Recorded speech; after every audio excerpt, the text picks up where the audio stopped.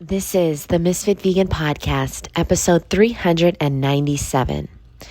I wish so bad that I had started my YouTube and podcast and Instagram and Facebook and websites and social media and books and courses. I wish so bad that I was sharing in 2011 when I was on my journey struggling, because now I have zero struggles with food. Zero. I have zero struggles eating a raw vegan diet.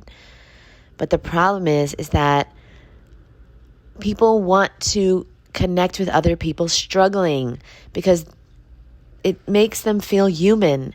Do you understand? If you are struggling eating a raw vegan diet, you are sitting on a gold mine.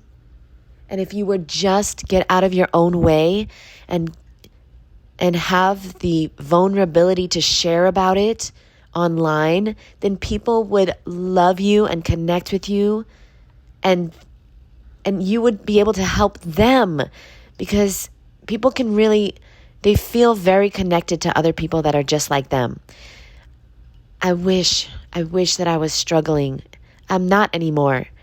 I really do wish that I was struggling with food so that I can talk about it, and so that I could share something that's really hard to share.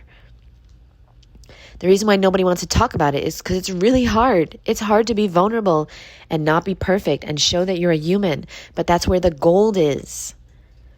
So I just want to urge everyone here that is listening, that wants to one day work for themselves or write their books, have courses, make money helping people go raw or get healthy. Please share your journey, share your struggles. That's the gold. And then in 12 years, you can refer back to those videos and send people those videos and say, look, this was me. Look, this is the proof that I wasn't always on a raw vegan diet. I was struggling in the beginning. We all struggle in the beginning. It's not familiar. It's not comfortable. You haven't put in enough reps.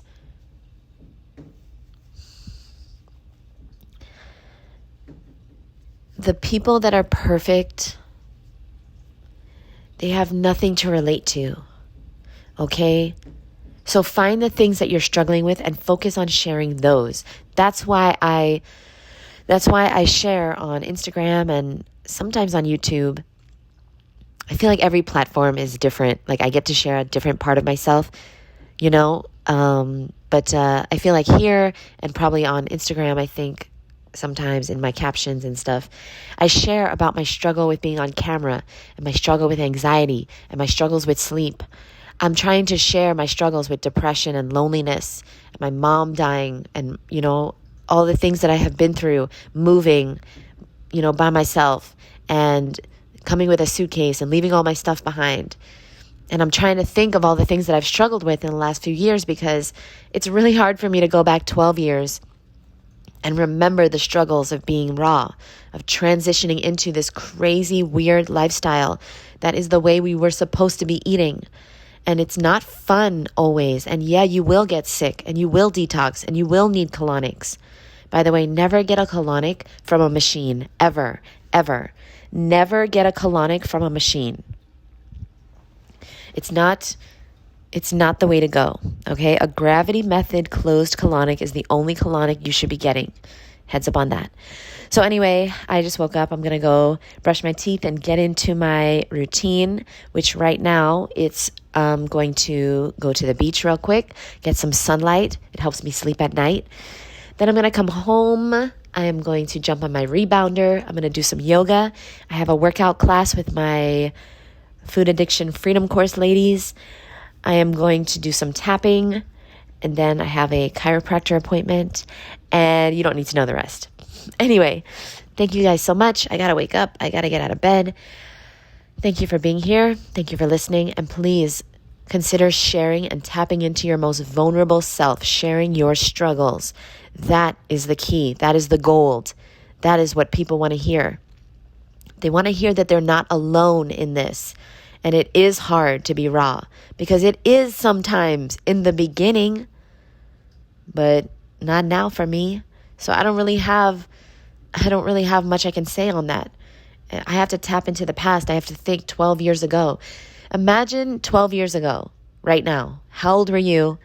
What were your struggles? Do you remember them like they were yesterday? Because I don't. It's so far away. And so I just urge you to not wait until you're perfect, because it's never going to come.